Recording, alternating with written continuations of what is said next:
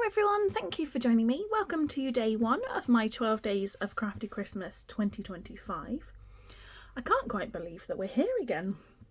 The time just seems to fly, and it is definitely time for some Christmas crafting. Now this year I'm doing something slightly different in that for the first 6 days of my 12 days of Crafty Christmas I am going to be using the same set of products. So we're starting off with the Keeping Traditions Scrapbooking Workshop Kit. I'm bringing in the Keeping Traditions stamp set and the Gift of Joy stamp set. I'm also going to be using some of the Old Olive linen thread from the Early Espresso and Old Olive linen thread pack. I have some of this ribbon. I need to check actually whether this is current. This is the gold mesh ribbon. I can't remember if it's retired or not, but any ribbon that you've got in your stash that coordinates will do the job. In terms of other embellishments, I'm bringing in my trusty Iridescent Pearls Basic Jewels and my Rhinestone Basic Jewels. Love these.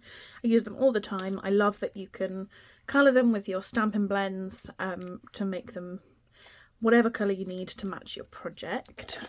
They're a really good all-rounder, and if you were thinking of getting some embellishments but you're not sure which ones to pick, they would be my recommendation. They're really versatile. You can use them on anything and everything.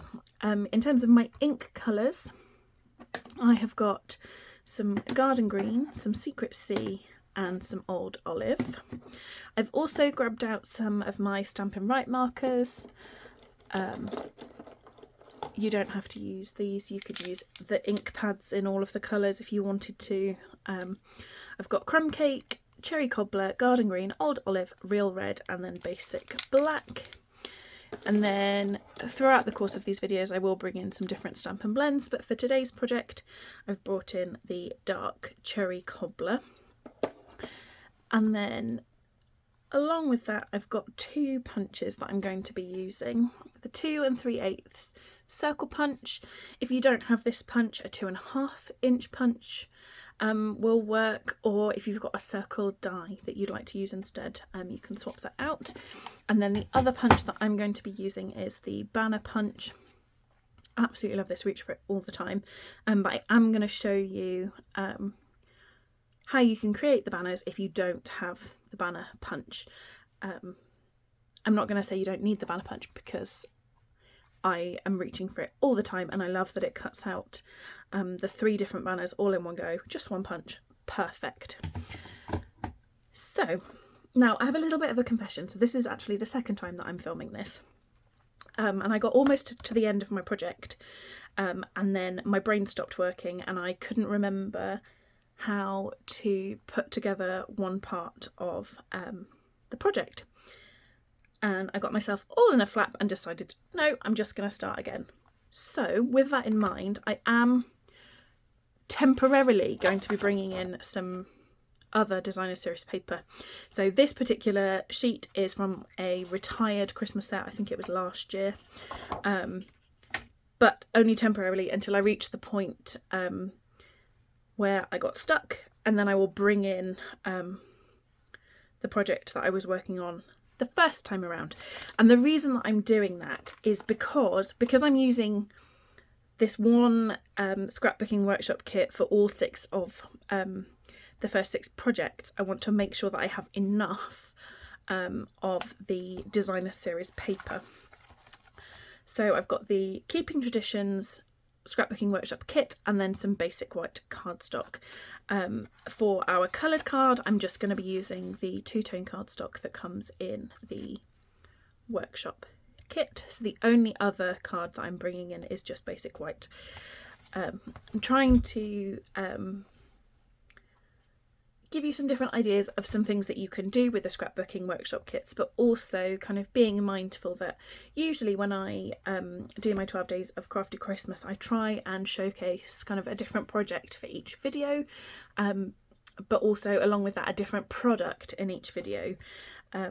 And this time I'm kind of challenging myself a little bit in creating some very different projects with the same set, but also with the idea that they will coordinate. So if you wanted to kind of give them as a gift, you could, because they'd be coordinated together, but also being mindful of the fact that not everybody has a craft room that is bursting with things that they can reach for to create with. So I'm hoping that you will enjoy the new kind of setup. So we'll have the first 6 projects all using the same products. So the other things that I've got on hand is some acrylic blocks for my stamping, my adhesive, my trusty paper trimmer, wouldn't be without it, and a pair of snips, and my bone folder as well. So I am going to start off with a sheet of my basic white cardstock. I'm going to mind all of those other bits out of the way for the minute. And then I'm going to bring in my paper trimmer. So we are starting off with a piece of basic white, and we're going to cut it down to be 8 inches by 8 inches. I am working in inches today, just to confuse everybody. Sometimes I work in inches, sometimes I work in centimetres. Depends what it is that I'm doing and what I'm creating. But today I'm working in inches. So it's going to be 8 inches by 8 inches. If you were wanting to do this project in centimetres, my recommendation to you to make your life a little bit easier would be to do a square that is 20 by 20 centimetres, and then adjust your other elements accordingly. So 8 by 8, I'm going to move my cutting blade out of the way. I'm going to fold my trimmer arm back in, and then I'm going to score at 4 inches on both sides. So 4 inches, and then rotate and 4 inches. And then with my cutting blade, I'm going to cut down that score line to that centre line, like so. So now that I've done that, I've got 2 more score lines to do. So with your cut line at the bottom, so this is our top, this is my top point, and I'm going to score diagonally from this top point over to this centre line in this corner, and then again the same on the other side so that it matches. So score line from this top point down to this corner. It's one of the things that I really like about the trimmer, is that you can line up with the track your points, and then you'll get a really good line in the right place every time. And then I'm just going to rotate and do the same again on the other side.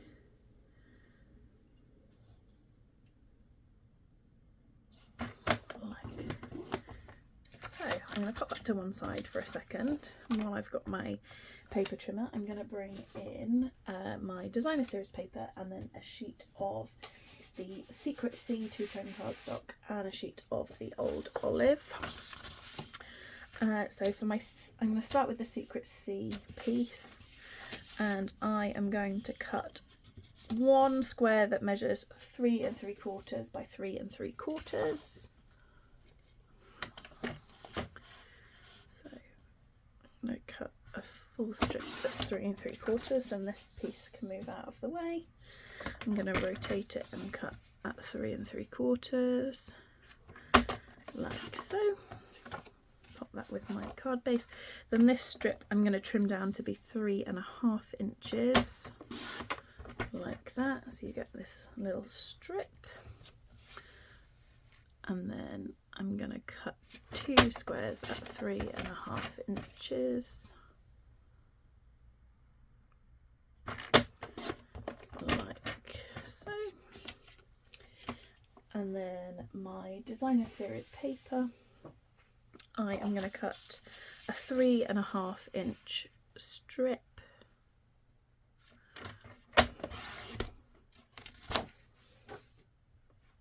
like so, and then I'm going to rotate that, and I'm going to cut 3.5 inches. So I have a 3.5 by 3.5 inch square. Then I'm going to rotate this strip. I'm going to cut 3 inches. and then I'm going to rotate it and then cut at 3 inches and then at 3 inches again. So I end up with 2 3 by 3 inch squares. Okay, now I'm going to move my trimmer out of the way and I'm going to bring in my old olive 2-tone cardstock and my 2 3/8 inch punch, and I'm going to punch 3 circles. 1, 2, 3.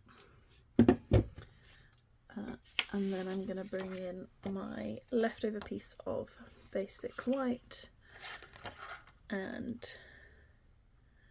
I'm going to punch a circle. And that's it with my circle punch, and then I'm just going to bring my trimmer back in, and where I've cut those in a line,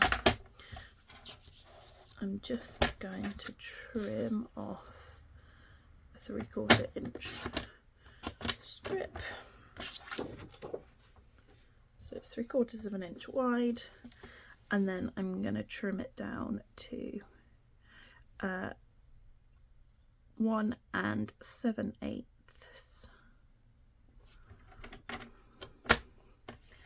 Like that, and then I'm going to score it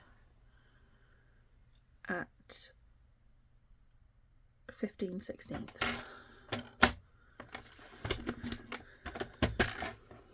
Like so. Oh, I've pressed a bit hard. I forgot that I'm using 2-tone. It's fine. I will just bring in the rest of that strip and trim it again. So 1 7/8, and then scored in the middle at 15/16. Let's move my cutting blade out of the way. There we go, that's better. Okay, so that is all of my pieces, but I still need my trimmer. Sorry, getting ahead of myself. So we are going to bring back in our designer series paper, and the largest piece and the largest square of Secret Sea we aren't going to do anything with. They're going to stick together just as they are. But then our 2 3-inch squares of designer series paper we're going to cut diagonally. Now, if you are using a directional, in fact, let me show you how the card is going to work. Let's bring in here's one I prepared earlier. So this is what we're going to end up with. So here's my blank one. So we're going to fold and burnish. But if you're using a directional paper, so this point here is going to be the top of our card. So if you're using a directional paper, you want it to be the right way up. So I'm using a non-directional paper, so it doesn't matter which way around I cut my paper. But if you're using a directional paper, you need to make sure that you cut one in that direction and one in that direction. Otherwise, you're going to end up with one of your pieces of designer series paper being the wrong way around. If you're using non-directional, it doesn't matter. You can cut whichever way, as long as you cut them both in the... You can either do them one way, one the other way, or both the same way. It doesn't matter if it's non-directional. But if it's directional, you need to make sure that you're cutting one top left to bottom right and one top right to bottom left. Otherwise, yeah, you'll have one that's the wrong way around. So I'm going to cut both my pieces of designer series paper on the diagonal, so lining up the points, and then just cut in half. If you drop your trimmer blade, when you're cutting designer series paper on an angle, obviously because I've got a point there, I don't want to kind of dull the point. So what I'm going to do is just drop my trimmer blade in part way along my paper, like that, so I don't kind of catch the corner. And then the same with my 2 card mats that are 3.5 by 3.5. I'm going to cut on the diagonal like that, and then again with our second one. And then while my trimmer is out, I'm going to score one of my old olive circles at 1 3/16.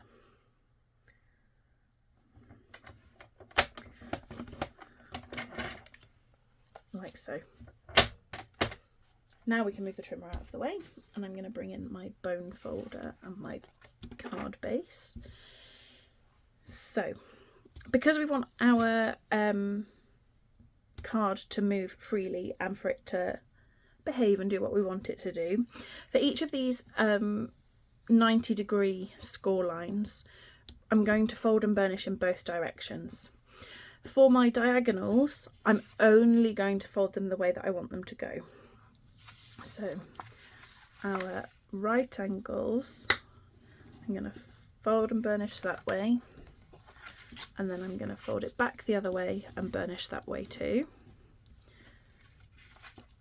And the same with the next one that's at 90 degrees, fold and burnish that way, fold and burnish the other way.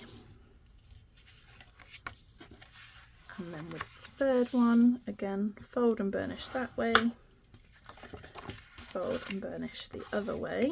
But then our diagonals, I want them to go backwards. So I'm going to put front side down, so where I've made my where the indent of my score line is to my table, and then I'm going to fold it back on itself and burnish. And then I'm going to do the same on the other side, so I'm going to fold it back on itself and burnish.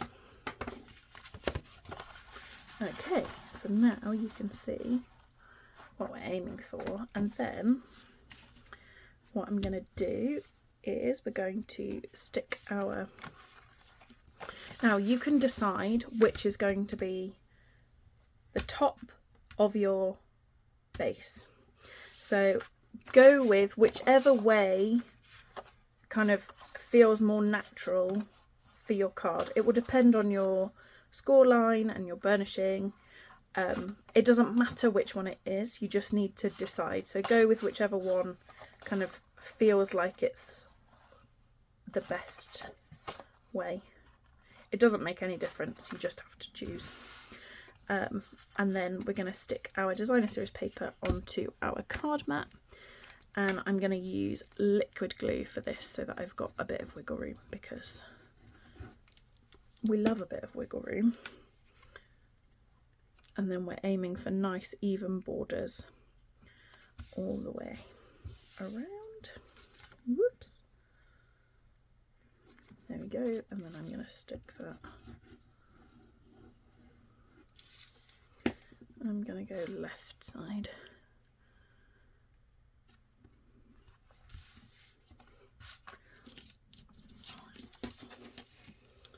And then same with our card mats and designer series paper. And I want to keep them in their pairs so that my pattern matches.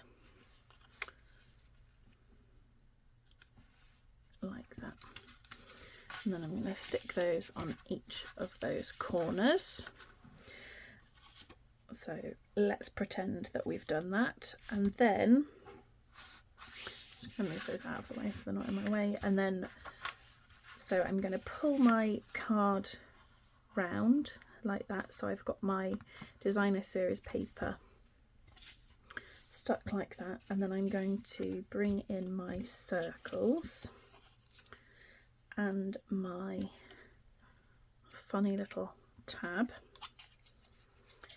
So what I'm going to do is I'm going to sandwich my little tab. So I'm going to stick one side. And this is the point where you need to decide whether you want your base piece to be white or coloured. If you want it white, then you need a white and then two of your coloured circles. I'm going to go for a white panel this time, I think. And so what we're going to do is we're going to pop some glue with the fold at the top. We're going to pop some glue on that side and stick it down. Yes.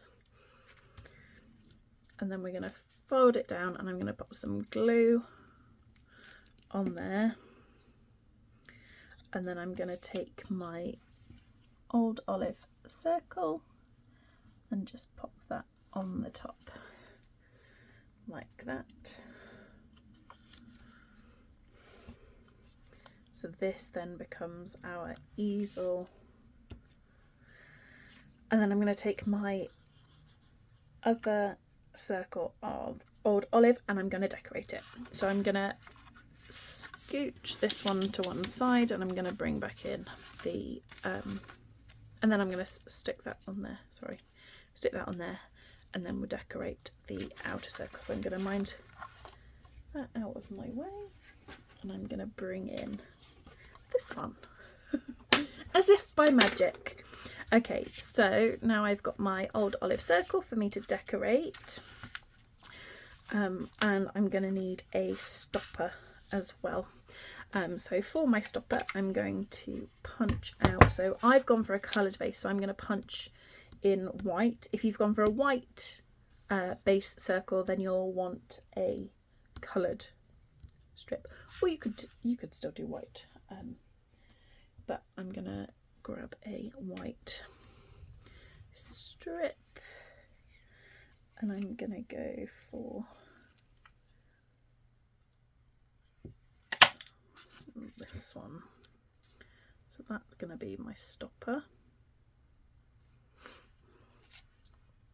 Now if you don't have the banner punch, if you've got a strip of cardstock, figure out how long it needs to be to accommodate your sentiment, and then if you want to make an indent, what you're going to do is you're going to turn it and you're going to make a small snip in the centre, and then you're going to cut from the outer corner into that centre point like that, and that is what's going to give you your nice matching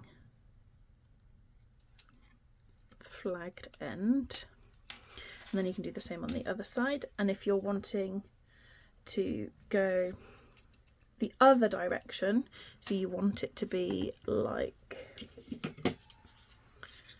this one where you've got the end point there, what I would do is I would make your banner longer than you need it to be, and then I'm going to again cut down the centre, and then this time I'm going to come from a point further back like so and cut off, and then I'm aiming to line up my scissors initially at that point, and then just going to turn and snip, and that's going to give me the banner that end. So if you don't have the banner punch, then that's an alternative for you. So I've got my little stopper, so I'm going to want to stamp onto there, and then I need to decorate my circle. So what will happen is that will stand up like that, so it will stand up in the centre like so. So to decorate my circle and my little stopper, I'm going to bring back in my stamp sets.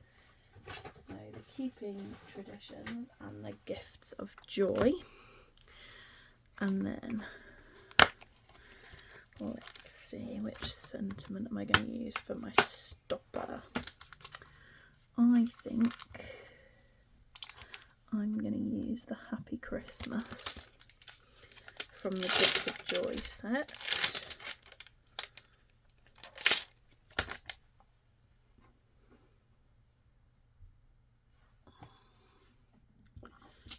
Up onto my block, I will bring in my foam mat, stamp and pierce mat, I should call it by its proper name, so that I can do my stamping. And then to decorate my old olive piece, what am I going to use? I think maybe we go for that. Or do I want to do a wreath?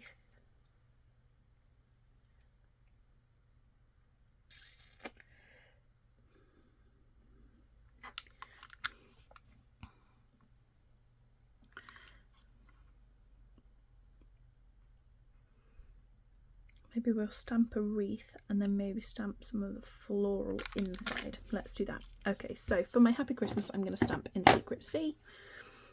And that is onto my banner. I don't know why, but all of my blue inks are very kind of explodey. That is a technical term, in case anybody was wondering. Explodey. I don't think I've done that very straight. Oh, actually, it's better than I thought it was. There we go. Okay, so there's my stopper ready. And then I'm going to stamp my wreath.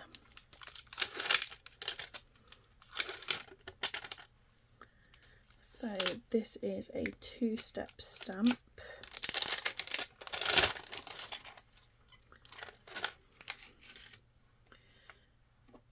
So I'm just gonna whip that off of there.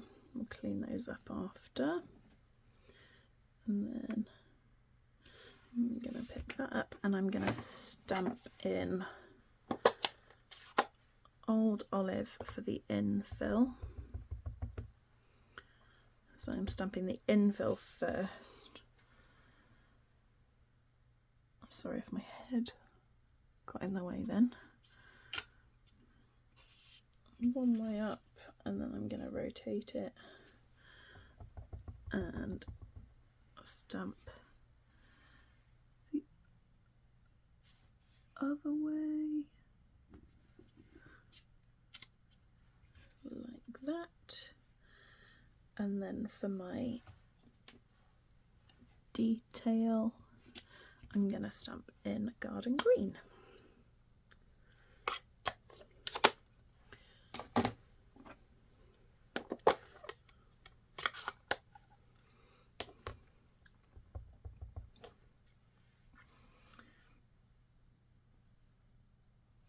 It's definitely going to be in the way.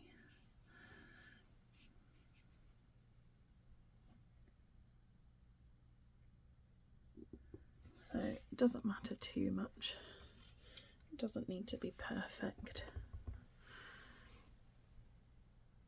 It's just to give the idea of a wreath like that.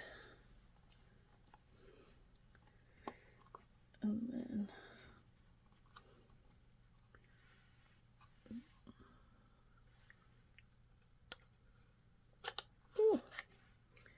that didn't want to slide. Okay, then I feel like I need something else, but what I'm going to do is I'm going to bring in my iridescent pearls basic jewels and my cherry cobbler stamp and blend, and I'm going to colour a few of the little pearls with the red to be my sort of holly berries.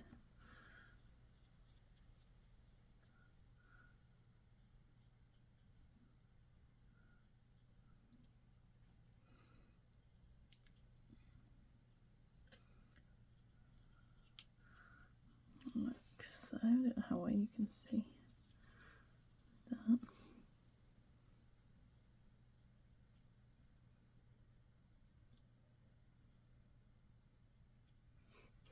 There we go. I'm going to let those dry for a moment before I stick them on, and then do I need something else for my wreath?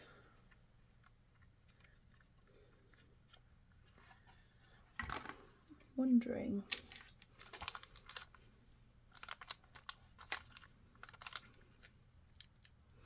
Maybe we should do the bow.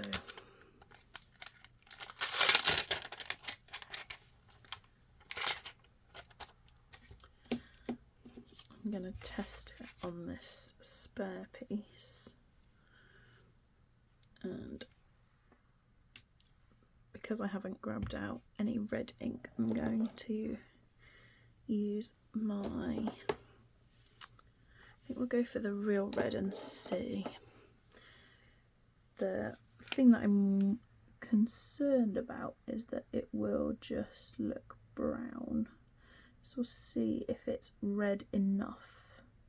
So I'm just colouring over the stamp with my Stamp and Write marker. If you didn't know that you can do this with photopolymer stamps.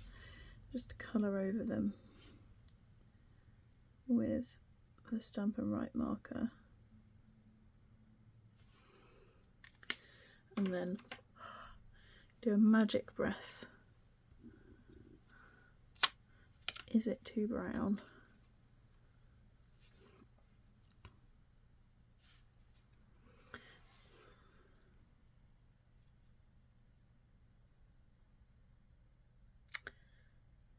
Maybe we do a linen bow instead.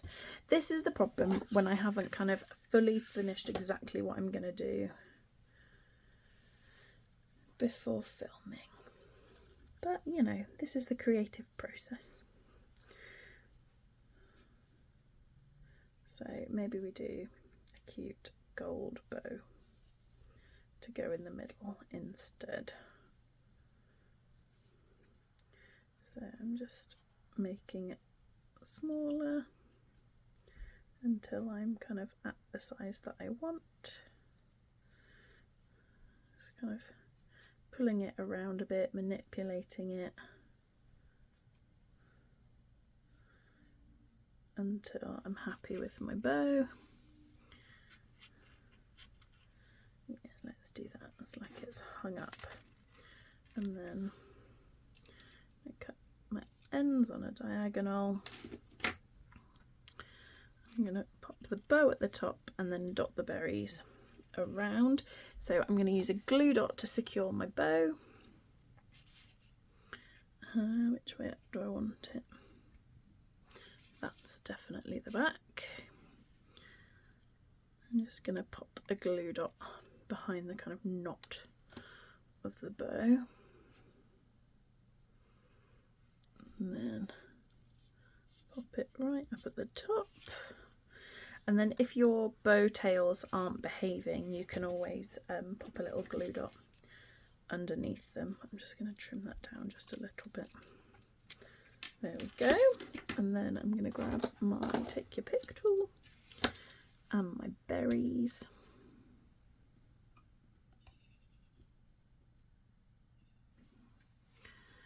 And just kind of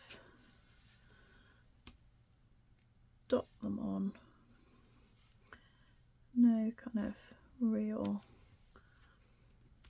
pattern, just wherever they land. Whoops.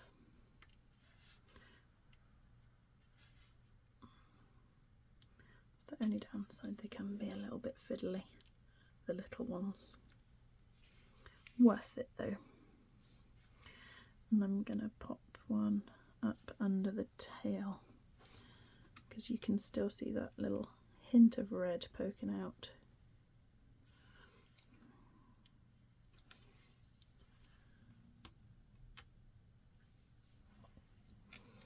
I'm going to do the same on that side too.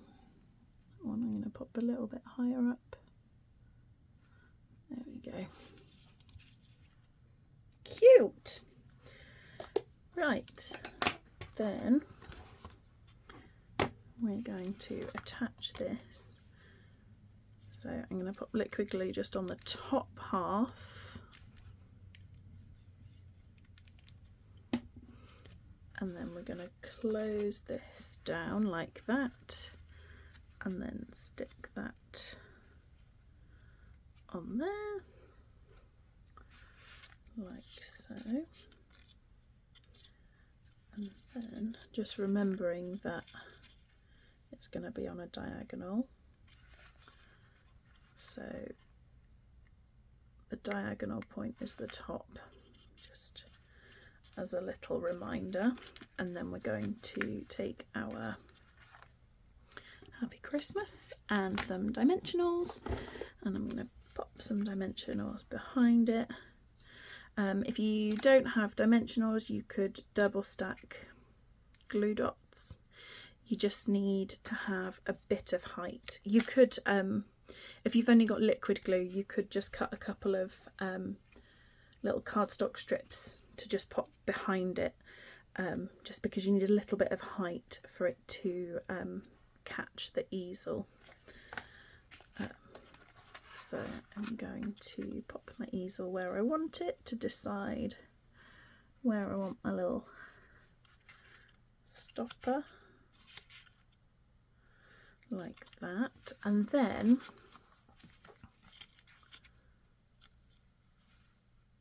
so what you need is then something to secure your base once the person has opened it and wants to pop it into or onto the mantelpiece or whatever. Now I have ordered some magnets, but they haven't arrived, so I'm going to use some little Velcro dots instead. They will do the job just as well. So I've got a fluffy side and a scratchy side.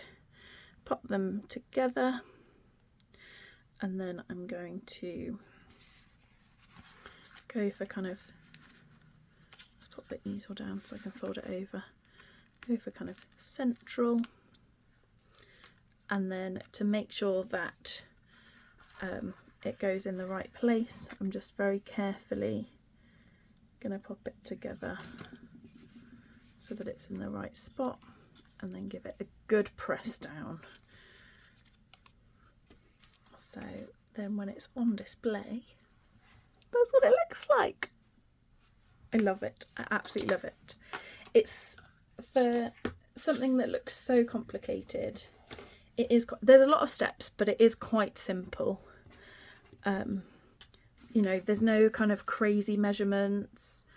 Obviously you do have to do a little bit of diagonal scoring, but nothing crazy, and you don't need any like fancy stuff to be able to make the little easel or anything.